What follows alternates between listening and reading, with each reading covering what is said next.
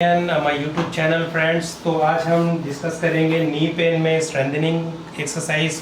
Commonly जो बोला जाता है कि साइकिलिंग करें और आपके घुटने ठीक हो जाएंगे। मैं ये नहीं बोलूँगा कि ये गलत है, लेकिन ये भी नहीं बोलूँगा कि 100% सही है, बिकॉज डिपेंड ऑन कंडीशन कि आपके पैरों की और घुटनों की कंडीशन क्या है, दर्द कितना है, कम है, ज़्यादा है, फंक्शनल एक्टिविटी से क्या वो बढ़ेगा या नहीं बढ़ेगा, वो सारी चीज़ें हम डिस्कस करेंगे।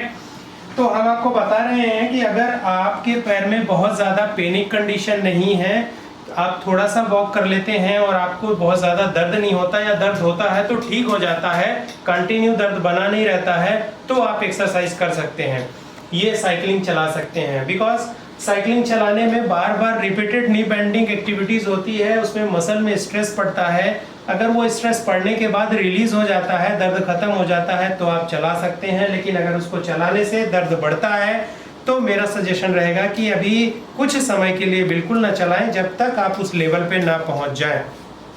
ओके, तो अगर आप साइकिलिंग चलाते हैं तो उसमें सबसे इम्पोर्टेंट क्या होगा, हाइट।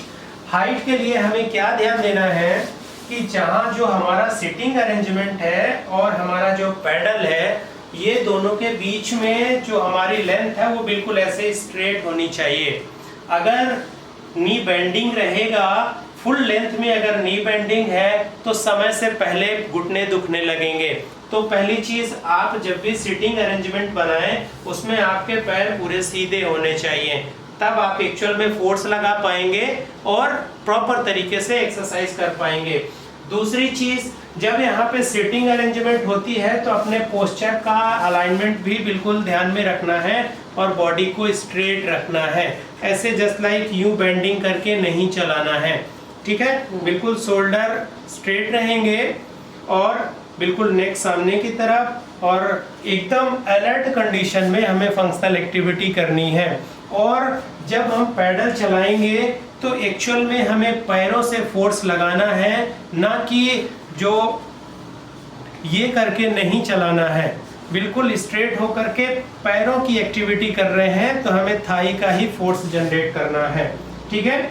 इसके बाद जो भी आपका डिजिटल मॉनिटर है या जैसी भी मशीन है, मैनुअल है या डिजिटल है, उसमें जो लगने वाला फोर्स है जो आप सेटिंग करते हैं उस पर विशेष ध्यान रखिएगा कि वो बहुत ज़्यादा टाइट नहीं हो और ना ही बहुत ज़्यादा लूज हो।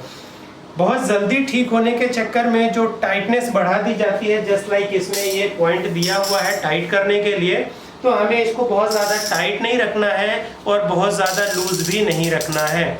इसको एक मीडियम लेवल पे रखना है, जितने में हमें ताकत लगे लेकिन बहुत ज़्यादा फोर्स ना लगाना पड़े, ठीक है। लाइक परफॉर्म करिए, इस तरीके से हमें परफॉर्म करना है। ये जो हैंडल सपोर्ट दिया हुआ है, ये जब फटीक होने लगते हैं या हमें पैर से उतनी ज़्यादा ताकत नहीं लग पाती तो हमें इसका सपोर्ट लेना है, अदरवाइज कोशिश ये करना है हाथ से हमें बिल्कुल भी ताकत नहीं लगानी है। तो इस तरीके से हमें अपने पोस्चर का, पैरों का, बॉडी का सारा अलाइनमेंट सही रखना है, इसके बाद फोर्स करना है। और डे टू डे जैसे ही पैरों में स्ट्रेंथनिंग बढ़ती जाती है तो आप इस पर्टिकुलर पॉइंट को, इन द सेंस स्ट्रेंथनिंग को, टाइटनेस को धीरे धीरे इंक्रीज कर सकते हैं।